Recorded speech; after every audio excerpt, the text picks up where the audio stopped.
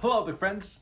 Welcome to another episode of Acting Up with Alvaro, the mini show where I tell you what I'm watching, why I love it, and why I recommend it every single Monday. Also the show where I highlight certain actors or performances that I've personally enjoyed. That said, minor spoilers ahead. Today we're talking about Big Mouth.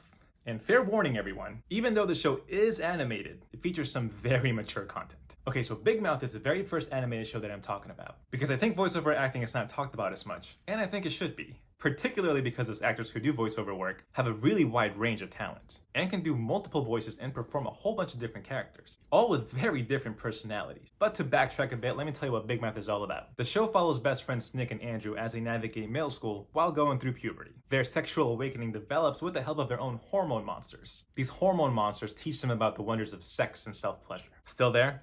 Good. Because as crude and vulgar the show sounds, it's actually a very clever, albeit filthy, approach to what we go through during puberty. While the foundation of the show is a relationship between these hormone monsters and these kids, there are so many other entities that take shape into the equivalent of the trauma and challenges these kids face. For example, you have the Shame Wizard, whose objective is to make children feel ashamed for what they do. Then you have the Depression Kitty, who encourages you to have a depressive state of mind. Tito the Anxiety Mosquito, the Gratitoad, you get the point.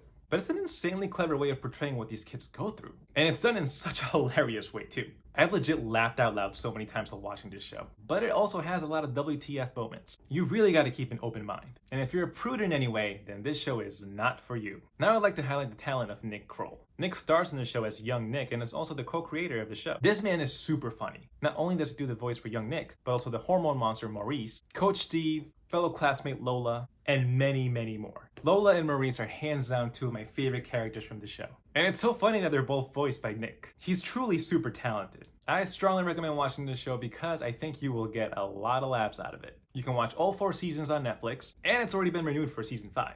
But that's it for this episode, friends. Take care, and I'll see you next Monday.